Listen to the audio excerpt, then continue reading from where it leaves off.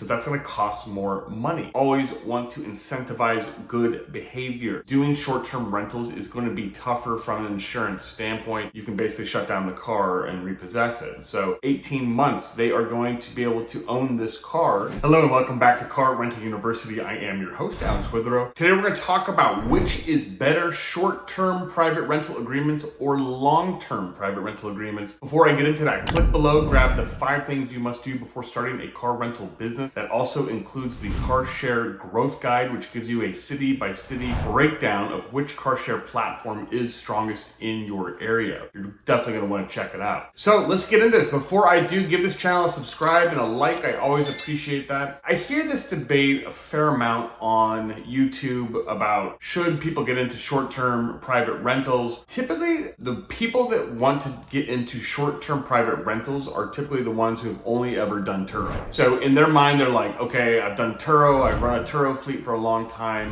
Why don't I just cut out the middleman and start running a private rentals of short-term rentals just on my own and keep the profit for myself? Like I said, the people who are thinking like this are the ones who only have run Turo fleets. Now, a lot of people out on YouTube who are watching content on car rentals, they know really nothing about long-term rental agreements. And I want to make the case to you today that I think long-term rental agreements are way, way better than short-term rental agreements. So let's talk about first short-term rental agreements. What are some of the pros and cons of that? You probably can get a better day rate in a short-term rental agreement. Maybe you're pulling $100 a day, something around that price. But the thing is, at most, you're probably only going to rent that car maybe 20 days out of the month, right? And so 10 of those days are not going to be rented at all. So in this scenario, probably would have a better day rate, and collecting money is typically easier just because you won't allow anyone to rent the car unless they have paid, right? So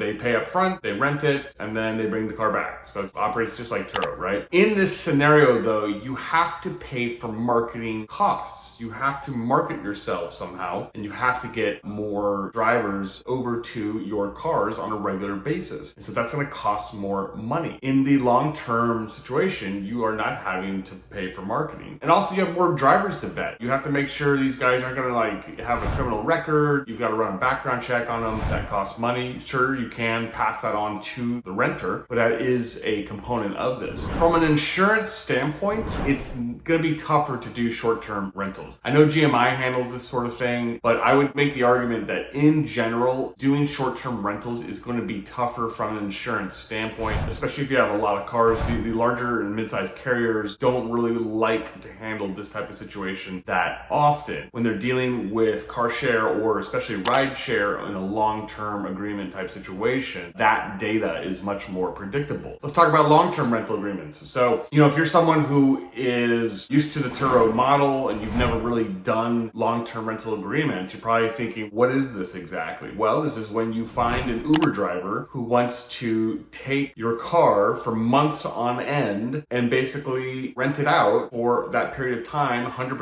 of the time, all the time, and they're going to use it for Uber. This is probably something different to you. Uber drivers are a different beast. This is how I started in the industry. I started with Uber drivers. I know them very well, and I know how to deal with them very effectively. So you probably will get a lower day rate on your rental when you are renting to an Uber driver. However, your car is rented 100% of the time because it is a long-term rental. Now you may say, well, how do you get a long-term rental? How do you forge that agreement? On Hyrecar, there's all kinds of people who are looking for cars to drive for Uber for long-term agreements. So that's typically where you can find them. Secondly, a lot of these drivers are looking for situations where they can rent the car maybe for a year and a half and do a rent-to-own type thing where you transition that agreement over to them in a rent-to-own type agreement. That is a great way to do these agreements, and also it's a great incentive for people to pay on time. Like I said, insurance in this scenario, much easier. Way easier to deal with insurance. That's a big component of this. I will say in this scenario, you do have collection and repossession issues. If someone has your car and they're paying weekly, you don't have quite the leverage you do, is that when you, as in the short-term rental situation where you have to collect payment up front. However, you can put kill switches on the car, you can put GPS trackers, and so if people are not going to pay, day, you can basically shut down the car and repossess it. So you can spell that out to them very clearly up front. But if you're going to do a situation like this, you always want to incentivize good behavior. So like I said, a rent-to-own contract, if they know that at the end of 18 months, they are going to be able to own this car, that is going to incentivize good behavior and good payment on time on a regular basis. Additionally, if you spell out the terms very clearly up front about, hey, if payment elapses for a week, we're going to repo the car, no ifs, ands, or buts. Like, that's it. So if you have those tight and firm rules, that's very helpful. In this scenario, you have much fewer drivers to vet. So if you have 5 cars, you really only have to find the 5 drivers who are going to take cars for a year and a half. In that scenario, you don't have to run multiple background checks. You don't have to market to multiple people all the time. There's no marketing costs. You're just finding 5 for 5 cars. So that's much easier. And so once you get that driver set up on the car, you can basically run with them for a long time. I mean, this is basically how I started in this industry. If you're collecting $400 to $500 a week, it's very lucrative, right? I always think it's a good idea to have a handful of private rental long-term agreements in your fleet. It really helps to stabilize revenue for companies. And in terms of the short-term model, I mean, sure, does it work? It can work, but for my taste, I just don't really think the juice is worth the squeeze, especially when you have to figure in marketing costs, paying to get new customers every week. That is a huge hassle. If you can just find a few long-term renters, I mean, that is just way better, and you don't have to worry about any marketing costs whatsoever. It's easier from an insurance standpoint, and you're vetting less drivers. So overall, you do have to deal with some collection and repo issues, but